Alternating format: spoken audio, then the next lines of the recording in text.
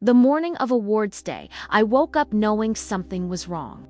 Not the kind of knowing that comes from evidence or logic, but the deep, cellular awareness that lives in the space between sleeping and waking, where truth exists without explanation. I had checked the honor roll list every day for 3 weeks. Watching my name sit at the top like a small miracle, I still couldn't quite believe valedictorian. The word had become part of my identity, woven into the fabric of how I saw myself and how others saw me. Sarah Chen, the girl who had somehow managed to climb from the bottom of the academic ladder to the very top. But when I walked into Jefferson High that Tuesday morning, the display case that had housed the honor roll for the past month was empty except for a single sheet of paper. Award ceremony 2 p.m. auditorium. "Excuse me," I said to Mrs. Rodriguez, the secretary who had always been kind to me, who had helped me navigate the bureaucracy of college applications and scholarship forms. "Where's the honor roll list?" She looked up from her computer, and I saw something flicker across her face. Embarrassment, maybe, or guilt. "Oh, honey," she said, her voice carefully neutral. "They're updating it for the ceremony. You know how these things are." But I didn't know how these things were.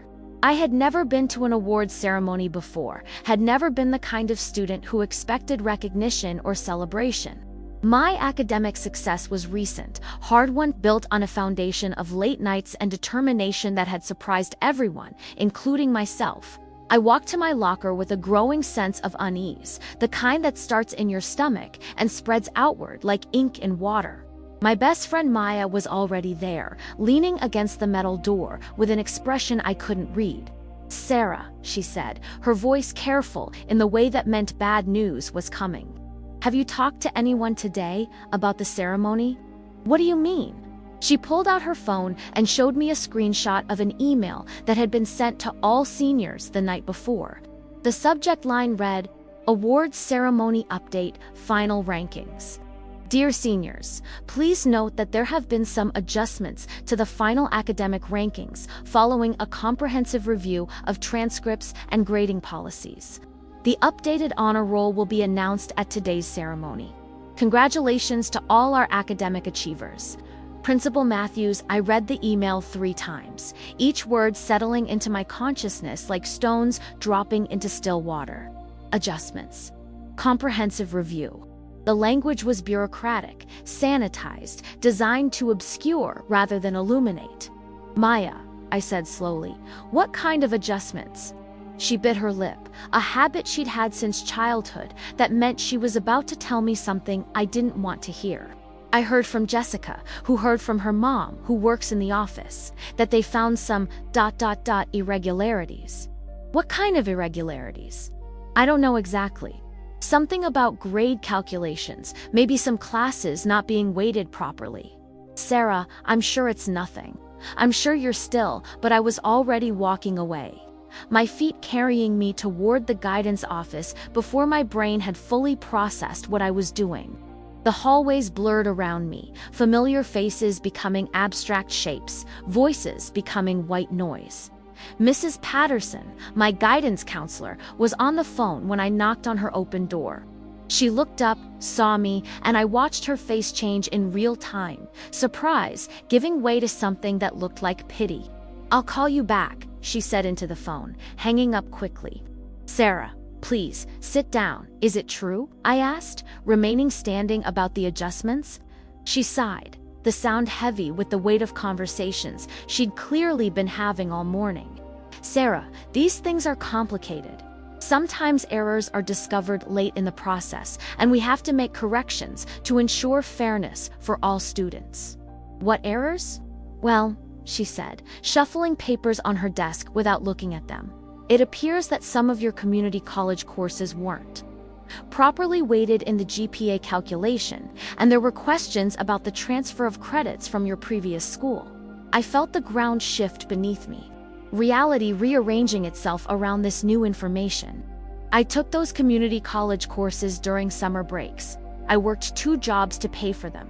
You approved the credit transfers yourself." I know, and that work was admirable. But the Academic Standards Committee felt that perhaps those courses gave you an unfair advantage. Since not all students have access to such opportunities, the words hit me like physical blows. Unfair advantage. As if working 16-hour days between my job at the grocery store and my job cleaning offices had been some kind of privilege. As if choosing to spend my summers in calculus and chemistry classes instead of at the beach had been an easy path to success. So what does this mean? I asked, though I already knew. Mrs. Patterson's face softened with what I was beginning to recognize as professional sympathy. It means that when we recalculate your GPA using only courses taken at Jefferson High, your ranking changes to what, third, she said quietly. You'll be valedictorian. It's still a tremendous honor. Sarah, you should be proud. Third, the word echoed in my mind like a stone dropped down a well. After 4 years of perfect attendance, of staying up until 2 a.m. studying, of choosing academic rigor over social life, of proving to everyone, including myself, that I belonged in the top tier of students, I was third. Who's first? I asked, though I already knew that answer too. Madison Wells, Mrs. Patterson said. And second is Connor Phillips. Madison Wells, whose father was on the school board. Connor Phillips, whose mother had donated the new computer lab. I felt a bitter laugh rise in my throat, but I swallowed it down. Of course, the ceremony is still at 2, Mrs. Patterson continued. You'll receive the salutatorian medal, and there's a scholarship that goes with it. A smaller one than the valedictorian scholarship, but still significant. I nodded, not trusting my voice to remain steady. Thank you for letting me know, Sarah, she called as I reached the door. I want you to know that this doesn't diminish what you've accomplished. You've worked harder than any student I've ever counseled. That matters more than any ranking. But as I walked back into the hallway, I wondered if that was true. If hard work mattered more than rankings, why had they bothered to change mine? If effort was what counted, why was I being punished for going above and beyond what was expected? The rest of the morning passed in a haze. I sat through classes without hearing the lessons, ate lunch without tasting the food, smiled and nodded when people congratulated me on my amazing achievement without correcting their assumption about what that achievement actually was. By the time 2 p.m. arrived, I had made a decision. I would go to the ceremony. I would walk across that stage. I would accept whatever medal they handed me, and I would smile. Not because I was happy. Not because I agreed with their adjustments or their comprehensive review, but because I had learned something important in the hours since discovering my name had been erased from the top of the list. My worth wasn't determined by their rankings. My value wasn't contingent on their recognition. I had earned my place at the top through work and sacrifice and determination. They could take away my title, but they couldn't take away what I had learned about myself in the process of earning it. As I walked toward the auditorium, I carried that knowledge with me like armor. Whatever happened next, I would face it with dignity. I would smile and take the medal and let my grace speak louder than their politics. Because sometimes the greatest victory isn't being first. Sometimes it's showing the world that you know your own worth, regardless of where others choose to place you on their lists.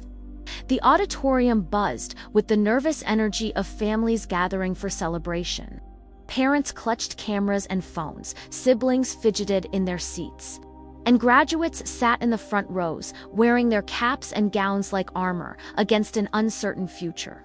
I found my assigned seat in the third row, between Maya and a girl named Jessica, whom I barely knew, but who had always been kind to me. "You okay?" Maya whispered as I settled into the uncomfortable metal chair. I nodded, though we both knew it was a lie. I wasn't okay. I was hollow, scraped clean by the morning's revelations. Existing in that strange space between shock and acceptance, where everything feels both hyper-real and completely surreal. 2 rows ahead of me, Madison Wells sat with perfect posture, her blonde hair arranged in elegant waves that had probably taken hours to achieve. She wore pearl earrings that caught the auditorium lights, and when she turned to speak to her parents in the audience, I could see the confidence radiating from her like heat from summer pavement. Connor Phillips sat beside her, equally polished, equally certain of his place in the world. They looked like they belonged at the top of the academic hierarchy. Like they had been born to wear the gold cords and medals that would soon be draped around their necks. I touched my own neck unconsciously, feeling the absence of what should have been there. "Ladies and gentlemen," Principal Matthews' voice boomed through the sound system. "Welcome to Jefferson High School's Academic Awards ceremony." The applause was polite, scattered, the kind that fills space without filling hearts. I watched Principal Matthews at the podium, his face serious and professional, and wondered if he had been part of the decision to adjust my ranking. If he had sat in meetings where my achievements were dissected and diminished, where my extra efforts were reframed as unfair advantages. "Today, we celebrate academic excellence," he continued, "and the hard work and dedication of our top students." Hard work and dedication. The words felt like mockery now, hollow syllables that meant nothing when the system could simply decide that some work was harder and more dedicated than others, depending on who was doing it and where they came from. But before we begin, Principal Matthews said, "And," something in his tone made the room go quiet. "I want to address some concerns that have been raised about our ranking process." My stomach dropped. Maya's hand found mine, squeezing tight. "This year, we conducted a comprehensive review of all transcripts to ensure absolute fairness in our academic rankings. This review resulted in some adjustments to our final standings, adjustments that were necessary to maintain the integrity of our academic standards." The words were carefully chosen, professionally delivered, but I could hear the subtext underneath them. "We found problems, we fixed them, we did what was necessary. I want to assure all families that these adjustments were made in the interest of fairness and in accordance with established academic policies that had apparently never been applied to my transcript before. Policies that had somehow overlooked the irregularities in my record for 4 years, only to discover them now, weeks before graduation. I felt eyes on me and realized that some people in the audience were looking in my direction. Word had gotten out, apparently. The whispers had started, the speculation about what had happened and why. I could see parents leaning toward each other, sharing information and theories, their voices low but their glances pointed. "Now," Principal Matthews said, his voice brightening with forced enthusiasm, "let's celebrate our academic achievers." The ceremony began with the presentation of various academic awards, honor society inductions, subject-specific recognitions, scholarship announcements. I watched it all with a strange detachment, as if I were observing someone else's life, someone else's celebration. When they called the names of students receiving academic scholarships, I heard mine among them. Sarah Chen, recipient of the Jefferson High Academic Excellence Scholarship. The applause was warm, genuine, and I stood to acknowledge it with a smile that felt painted on my face. But I noticed that my scholarship amount was smaller than what had been promised to the valedictorian. Another adjustment, apparently another correction, in the interest of fairness. As the ceremony progressed, I found myself studying the faces of the people around me. Some looked uncomfortable, as if they sensed the undercurrents of politics and manipulation that had shaped this event. Others seemed oblivious, caught up in the pageantry and celebration.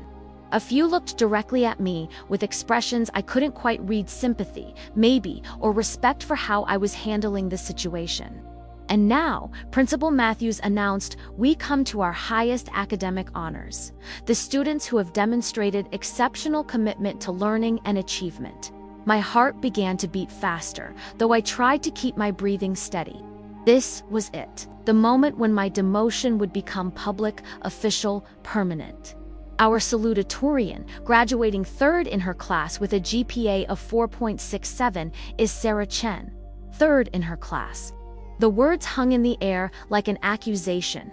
I stood on legs that felt disconnected from my body and walked toward the stage, each step echoing in the sudden quiet of the auditorium.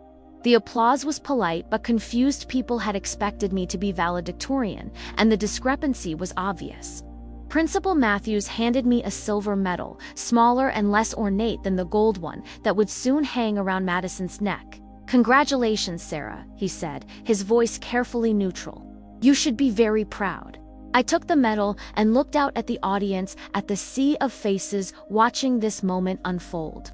My parents sat in the middle section, their expressions a mixture of pride and confusion. They had worked extra shifts to buy new clothes for this ceremony, had taken time off work they couldn't afford to lose, had invited relatives to witness their daughter's moment of triumph, and here I was, holding a silver medal instead of gold, being congratulated for third place instead of first. I could have made a scene. I could have refused the medal, or demanded an explanation, or called out the injustice of what had happened. I could have let my anger and disappointment show, could have given the audience the drama they were probably expecting. Instead, I smiled. Not a bitter smile, or a forced smile, or a smile meant to hide my pain. A real smile, born from a realization that was crystallizing in my mind as I stood on that stage. They could change my ranking, but they couldn't change what I had accomplished. They could adjust my GPA, but they couldn't adjust the knowledge I had gained or the person I had become in the process of gaining it. They could give my title to someone else, but they couldn't take away the fact that I had earned it first. "Thank you," I said into the microphone, my voice clear and steady. "I'm honored to receive this recognition." And I was honored. Not because the medal represented their validation of my worth, but because it represented my own understanding of that worth. I had worked harder than anyone in that auditorium. I had overcome obstacles that most of my classmates couldn't even imagine. I had proven to myself that I belonged at the top, regardless of where others chose to place me. As I walked back to my seat, medal in hand, I felt something I hadn't expected: peace. The storm of the morning had passed, leaving behind a clarity that was almost startling in its simplicity. I knew who I was. I knew what I had accomplished. I knew my own worth, and that knowledge was worth more than any gold medal they could have given me. The ceremony continued with the presentation of the valedictorian and salutatorian honors. Madison Wells walked across the stage with the confidence of someone who had never doubted her place in the world, accepting her gold medal and scholarship with a gracious smile that looked effortless and natural. Connor Phillips followed, his silver medal catching the stage lights as he shook Principal Matthews' hand. The applause for both of them was enthusiastic, genuine, unmarked by the undercurrents of confusion that had accompanied my recognition. As I sat in my chair, holding my own medal, I found myself studying the faces of the faculty members seated on the stage. Most looked pleased, satisfied with how the ceremony was proceeding. But Mrs. Chen, no relation, despite sharing my last name, my AP history teacher, looked troubled. She kept glancing in my direction with an expression I couldn't quite decipher. After the ceremony ended, after the caps were thrown and the families began to disperse, Mrs. Chen approached me in the lobby where I was standing with my parents, accepting congratulations from relatives and family friends. "Sarah," she said quietly, "could I speak with you for a moment? Privately." My parents looked concerned, but I nodded and followed her to a quiet corner of the lobby, away from the celebration and noise. "I need you to know something," she said, her voice low and urgent. "What happened today, the ranking changes, it wasn't right." I felt my heart skip a beat. "What do you mean?" She looked around to make sure we weren't being overheard, then leaned closer. "I was on the Academic Standards Committee that reviewed your transcript. The whole thing was orchestrated." The words hit me like cold water. Orchestrated by whom? Madison's father, primarily. It's been pressuring the administration for weeks, claiming that your community college credits gave you an unfair advantage.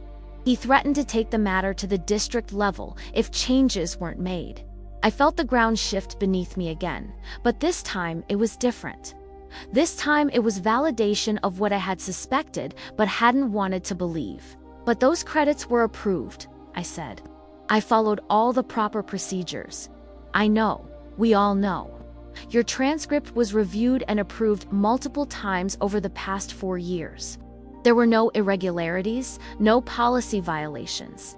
You earned every credit, every grade, every point of your GPA. Then why? Because Madison's father is on the school board? Because he's donated significant money to the district? Because he has influence that you don't have?" Mrs. Chen's voice was bitter with frustration. The committee was pressured to find problems with your transcript, and when we couldn't find any real problems, we were told to create them. I stared at her, processing this information. You were told to create problems. The community college credits were suddenly deemed inappropriate for high school GPA calculation, even though they've been included in GPA calculations for years. Your transfer credits from your previous school were questioned, even though they were properly documented and verified. Anything that could be used to lower your GPA was used. The full scope of what had happened began to dawn on me. This wasn't about academic standards or fairness. This was about power, about ensuring that the right people ended up in the right places, regardless of merit. "Why are you telling me this?" I asked. Mrs. Chen's eyes filled with tears. "Because I couldn't live with myself if I didn't. Because you deserved better than what happened today. Because someone needs to know the truth. What can I do about it?" She shook her head sadly. "Probably nothing. The decision has been made. The ceremony is over. The scholarships have been awarded. Fighting it would mean taking on the entire school board, and you'd be graduating soon anyway. So they just get away with it. They get away with it," she confirmed. "But Sarah, I need you to know something else. Every teacher in that building knows what really happened. We know who the real valedictorian is. We know who earned that title." I felt tears threatening, but I blinked them back. "It doesn't matter now. It does matter. It matters because you're going to go on to do incredible things, and when you do, we'll all remember this moment. We'll remember how you handled it with grace and dignity. We'll remember that you were better than the system that tried to diminish." You, Mrs. Chen reached into her purse and pulled out a small envelope. "This is from several of the faculty members. We wanted you to have it." I opened the envelope and found a card signed by more than a dozen teachers.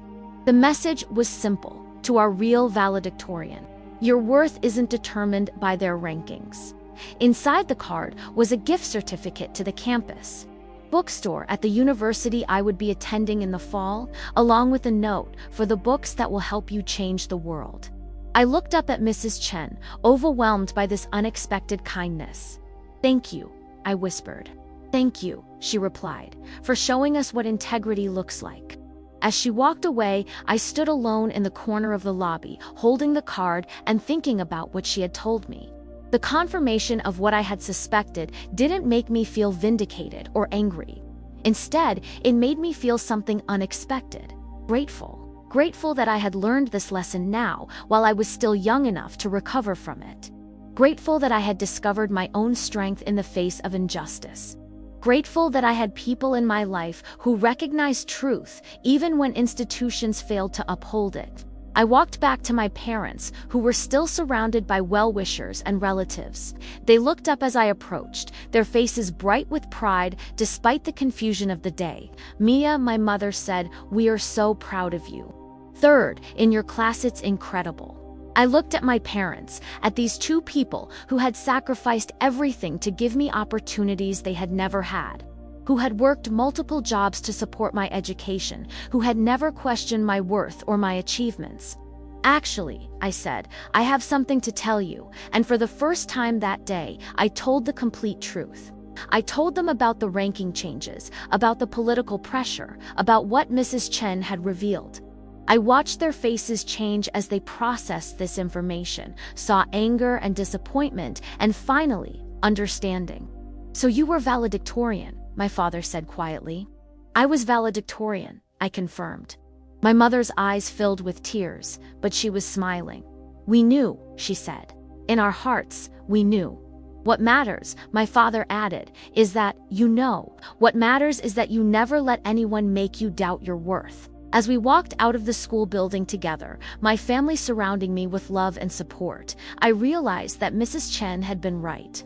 This moment would matter, but not in the way the people who had orchestrated it intended. It would matter because it had taught me that my value wasn't contingent on others' recognition. It would matter because it had shown me the difference between institutional power and personal integrity. It would matter because it had revealed who I really was when faced with injustice, someone who could smile, take the medal, and walk away with her dignity intact. The truth had emerged from the shadows, and with it, a deeper understanding of myself and the world I was about to enter. I was ready for whatever came next. The weeks following the awards ceremony passed in a strange suspension of time. Graduation was approaching, college preparations were underway, and life seemed to be moving forward as if nothing had changed. But everything had changed, in ways both subtle and profound. Word of what had really happened spread through the school like wildfire, carried by teachers who couldn't keep the secret and students who sensed the injustice even if they didn't understand all the details. I found myself at the center of conversations I never asked to be part of, receiving sympathy I didn't want and support I hadn't expected. Sarah, my English teacher, Mr. Rodriguez, said after class one day, "I want you to know that what happened was wrong. We all know it was wrong." "Thank you," I replied, because I didn't know what else to say. These conversations had become routine, teachers and staff members approaching me with variations of the same message, their guilt and frustration evident in their voices. But the most unexpected response came from my fellow students. I had expected gossip, maybe some awkwardness, possibly even resentment from those who thought I was making too big a deal of the situation. Instead, I found solidarity. "It's bullshit," Maya said bluntly, as we sat in the cafeteria picking at our lunch. "Everyone knows you were the smartest person in our class. Everyone knows you worked harder than anyone else." "It doesn't matter now," I said, though we both knew that wasn't entirely true. "It does matter," said a voice behind me. I turned to see Connor Phillips, the newly minted salutatorian, standing with his lunch tray. "Can I sit?" I nodded, surprised. Connor and I had never been close. We moved in different social circles, came from different worlds. But he sat down across from me with a serious expression that suggested this wasn't a casual conversation. "I need to say something," he began, setting down his tray. About the rankings, Maya and I exchanged glances. This was unexpected. "I know what happened," Connor continued. "My mom told me she was proud that I moved up to second place, but when I asked her why the rankings changed, she told me the truth." He paused, seeming to gather his courage. "You should have been valedictorian. We all know it. I know it." The cafeteria noise continued around us, but our table had fallen into a bubble of quiet intensity. "Connor," I said carefully, "you don't have to." "Yes, I do," he interrupted. "Because staying silent makes me complicit. Because accepting a ranking I didn't earn makes me part of the problem." He reached into his backpack and pulled out a small velvet box, the kind that held the salutatorian medal. "I can't keep this," he said, placing it on the table between us. I stared at the box, shocked. "Connor, you can't give that back. It's done. The ceremony is over. I can't wear a medal that should be yours," he said simply. "I won't be part of this lie. But your scholarship will survive the truth," he finished. "Sarah, I'm going to Stanford on my parents' money. You're going to state on financial aid and merit scholarships. You need that valedictorian scholarship more than I need the salutatorian one."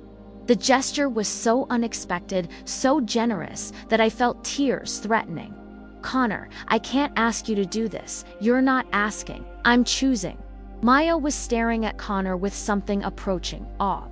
"Dude," she said finally, "that's incredibly cool of you." Connor smiled, the first genuine smile I had ever seen from him. "It's the right thing to do, and honestly, I'm tired of being part of a system that rewards connections over merit." "What are you going to do?" I asked. "I'm going to talk to my parents tonight. Then I'm going to Principal Matthews tomorrow. I'm going to tell them that I can't accept a ranking that was manipulated and that I want the record corrected." "They won't listen," I said. "Too much has happened. Too many people are invested in the current outcome." "Maybe not," Connor agreed. "But I have to try. And if they won't listen to me, maybe they'll listen to Madison." "Madison. I talked to her yesterday. She knows what happened to her dad." Told her family the whole story, apparently thinking she'd be pleased. She wasn't. This was becoming more surreal by the moment. "What did she say?" "She said she felt sick about it. She said she never asked her father to interfere, and she doesn't want a title she didn't earn." I felt the world shifting again, but this time in a direction I hadn't expected. So what happens now? Now we see if doing the right thing is contagious, Connor said. The next morning, I arrived at school to find an unusual scene in the main hallway. Madison Wells was standing at her locker, surrounded by a small crowd of students, and she was crying. I approached cautiously, not sure if I should get involved or keep walking. But as I got closer, I could hear what she was saying. "I don't want it," she was telling her friends, her voice thick with tears. "I don't want a title I didn't earn. I don't want people to think I'm only successful because of my father's influence." One of her friends, a girl named Ashley, was trying to comfort her. "Madison, you are successful. You're smart and hardworking. You deserve recognition." "But not this recognition," Madison replied. "Not like this." She looked up and saw me approaching. For a moment, we just stared at each other, the girl who had been given my title and the girl who had earned it. "Sarah," she said, wiping her eyes, "I need to talk to you." The crowd around her locker dispersed, sensing that this was a private conversation. Madison and I stood alone in the hallway, the weight of the past few weeks hanging between us. "I'm sorry," she said simply. "I'm sorry for what my father did. I'm sorry that you lost something you earned because of my family's actions." "Madison," I began, but she held up a hand. "Let me finish. I'm going to Principal Matthews today. I'm going to tell him that I can't accept the valedictorian title under these circumstances. Connor is going with me. We're both giving back our medals." I felt my heart skip a beat. "You don't have to do that." "Yes, I do," she said, echoing Connor's words from the day before. "Because living with this lie would be worse than giving up the title. But your scholarship will be fine. My parents can afford college with or without the scholarship money. You can't."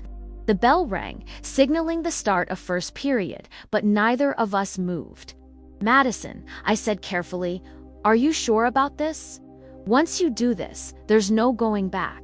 She smiled, and for the first time since I had known her, it looked completely genuine. "I'm sure. For the first time in weeks, I'm completely sure about something." As we walked to class together, I realized that something extraordinary was happening. What had started as an injustice, as a manipulation of the system for political gain, was becoming something else entirely. A lesson in integrity, a demonstration of what happened when people chose to do the right thing even when it cost them something. The quiet revolution had begun, not with protests or demands, but with individual choices to value truth over convenience, integrity over advantage. And at the center of it all was a simple realization. Sometimes the most powerful response to injustice isn't anger or bitterness, but the quiet determination to be better than the system that failed you. By lunchtime, the entire school was buzzing with rumors about Madison and Connor's plan. Some students were supportive, others were skeptical, and a few seemed genuinely confused about why anyone would give up an honor they had been awarded. But as I sat in the cafeteria, watching my classmates debate the ethics of the situation, I felt something I hadn't experienced in weeks: hope. Hope that truth mattered more than politics. Hope that integrity could triumph over influence. Hope that sometimes, when people were given the chance to do the right thing, they actually did it. The revolution was quiet, but it was real, and it was just beginning. Principal Matthews' office had never felt smaller. I sat in one of the leather chairs facing his desk, flanked by Madison on my left and Connor on my right. Across from us, Principal Matthews looked like a man who had aged years in the span of weeks. His face drawn with the weight of a situation that had spiraled far beyond his control. "I want to make sure I understand what you're telling me," he said, his voice carefully measured. "You're both voluntarily relinquishing your academic honors." Madison nodded firmly. "That's correct. I cannot, in good conscience, accept the valedictorian title, knowing that it was obtained through manipulation rather than merit." Connor placed his medal box on the principal's desk. "And I cannot accept the salutatorian honor, knowing that my ranking was artificially elevated." Principal Matthews looked at the medal boxes as if they were evidence in a trial he wished he wasn't presiding over. Students, I appreciate your integrity but these decisions have already been made. The ceremony has taken place. The scholarships have been awarded. Then unmake the decisions, Madison said simply. Correct the record. It's not that simple, Principal Matthews replied. There are procedures, protocols. The school board would need to approve any changes to official academic rankings. Then call the school board, Connor said. Schedule a meeting. Do whatever needs to be done. I had been quiet throughout this exchange, watching the principal struggle with a situation that had no easy solutions. Finally, I spoke. Principal Matthews, I said, what would it take to review the original ranking decision? He sighed deeply, the sound of a man who knew he was cornered. A formal complaint would need to be filed. The Academic Standards Committee would need to reconvene, the original transcript reviews would need to be examined. And if that review found that errors were made in the ranking process, then corrections would need to be made, he admitted reluctantly. Madison leaned forward. Then let's file a formal complaint. Miss Wells, you can't file a complaint about a decision that benefited you. I can file a complaint about a decision that was made improperly, she countered. Regardless of who it benefited. Principal Matthews turned to me. Sarah, what do you want to come out of this? It was a question I had been asking myself for weeks. What did I want? Justice. Vindication. The title that had been taken from me. I want the truth, I said finally. I want the record to reflect what actually happened, not what was politically convenient. And if the review confirms that you should have been valedictorian, then I want the record corrected. I want future students to know that merit matters more than influence. Principal Matthews was quiet for a long moment, staring at the metal boxers on his desk. Finally, he looked up. I'll call an emergency meeting of the Academic Standards Committee for tomorrow afternoon. We'll review the original decision and the process that led to it. Thank you, Madison said. Don't thank me yet, he replied grimly. This is going to get complicated. There will be pressure from the school board, from parents, from the district office. Are you all prepared for that? We looked at each other, three students who had somehow found themselves at the center of a battle over academic integrity, and nodded. We're prepared, I said. The next 24 hours passed in a blur of phone calls, meetings, and increasingly tense conversations. Madison's father, predictably, was furious about his daughter's decision to challenge the rankings. Connor's parents were supportive, but worried about the potential consequences. My parents were proud but concerned about the stress I was putting myself through. Mia, my mother said, as we sat at the kitchen table the night before the committee meeting. Are you sure this is worth it? You're going to college in a few months. You can leave all this behind. I can't leave it behind, Mama, I replied. Because if I don't stand up for what's right now, when will I? If I let them get away with this, what does that say about who I am? My father reached across the table and took my hand. Then we support you, he said simply. Whatever happens, we support you. The Academic Standards Committee meeting was held in the school library, around a large conference table that had been moved in for the occasion. Present were the 5 committee members, Principal Matthews, the district's academic coordinator, and a representative from the school board. Madison, Connor, and I sat at one end of the table, facing what felt like a tribunal. We're here to review the academic ranking decisions made for the class of 2024, announced Dr. Patricia Williams, the district academic coordinator. Specifically, we're examining the process that led to the adjustment of Sarah Chen's GPA and class ranking. For the next 2 hours, we went through every detail of my transcript.